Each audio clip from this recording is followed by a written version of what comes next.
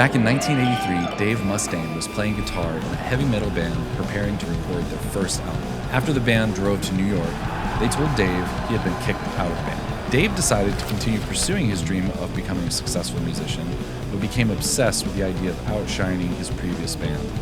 This revenge-fueled obsession drove his work ethic and honed a singular focus. And today, many people consider Dave Mustaine as an extremely talented and influential musician. His band, Megadeth, sold more than 25 million albums. And remember that band Dave Mustaine was kicked out of?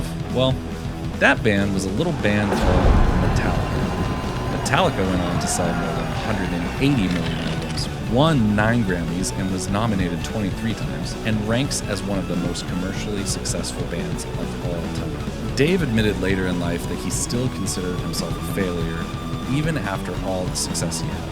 He was still, after all these years, focusing his energy on one thing, outshining Metallica. And this colored the way he interpreted his own happiness and success as a musician. In 1962, another man, Pete Best, was drumming in a small band on the verge of recording their first album. Right before recording began, he was kicked out of the band and replaced with none other than Ringo Starr. Pete Best continued to be involved in music, but shifted his focus. Pete got married and started a family, and as his focus shifted away from music and more towards his wife and kids, he still remained active in music, but never achieved anything like the success of Dave Mustaine. And he definitely didn't achieve success like the band he was kicked out of, which was none other than The Beatles! After Pete Best left the Beatles, they went on to become one of the most successful and influential bands of all time. It's estimated they sold more than 600 million albums worldwide. In 1994, in an interview, Pete Best said if he had stayed with the Beatles, he never would have met his wife or had kids. And he said that getting kicked out of the Beatles was one of the best things that ever happened to him. He was able to create a stable and happy life, and feels grateful for how his life played out. So what can we learn from these two stories? They are similar situations, but the two individuals had very different reactions. The difference between Pete Best and Dave Mustaine seems to be what they decided to make the most important thing in their life. Deciding what our highest priority is in life can have a huge impact on how we view the world, react to situations, and live our lives finding happiness. The same holds true in sports. Even when athletes at the highest levels achieve similar levels of success, the one thing they focus on above everything else can be very, very different. In business, sports, and in life, it's not just what you do, but why you do it that matters. And your most important why not only affects the success you achieve, but also how you experience that success. Take Kobe Bryant, for example. A shooting guard for the Los Angeles Lakers, he was known for his relentless work ethic, intense competitiveness, and a desire to be remembered as one of the greatest players in basketball history. His motivation was deeply tied to his personal legacy and the pursuit of individual excellence. Kobe's success included 5 NBA championships, numerous accolades, and a lasting impact on the game. However, his unyielding pursuit of greatness took a toll on his personal life, and he often expressed a complex relationship with satisfaction despite his remarkable achievements. In contrast, Tim Duncan, a power forward and the cornerstone of the San Antonio Spurs, was motivated by loyalty, teamwork, and love of the game. Duncan's success was also notable, with 5 NBA championships, multiple MVP awards, and a reputation as one of the greatest power forwards in history. But his motivations were grounded in a commitment to his team and a focus on collective success rather than personal accolades. It's interesting that Duncan seemed to find a deeper sense of satisfaction in the team's achievements, which created a more balanced and contented perspective on his successful career as he looked back.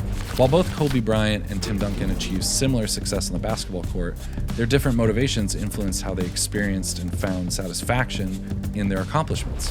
We might say that Kobe Bryant pursued personal greatness above all else, while Tim Duncan pursued love of the game through teamwork.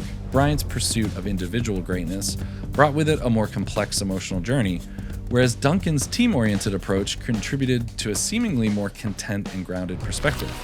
At the end of your life, it really matters why you did the things that you did. This why comes from the one thing you believe is the most important thing. There are so many options for what we can focus on above all else. That thing that motivates all of our decisions.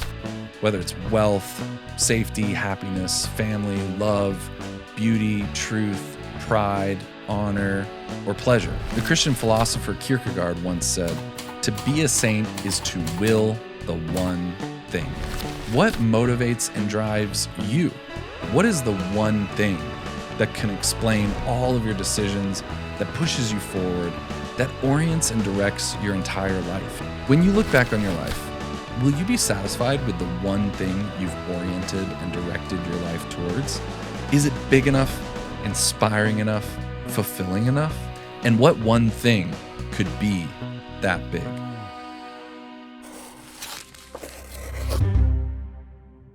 This is the Catechism of the Catholic Church. It's the official summary written by the Church of everything Catholics believe. But if the contents of this catechism are unlocked, it can change the world.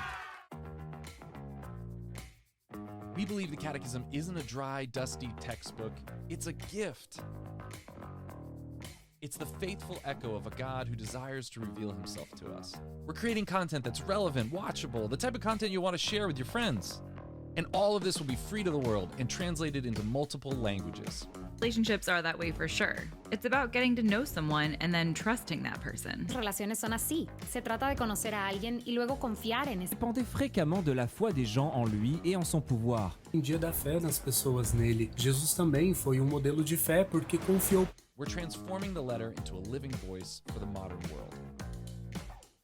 We're creating videos, stories, animations, podcasts, social media. We're creating content that's relevant, watchable, the type of content you want to share with your friends.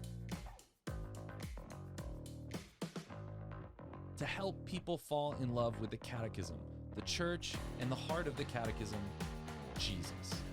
Join us and help unlock the Catechism for the world. Join in the project to retransform the letter into a living voice.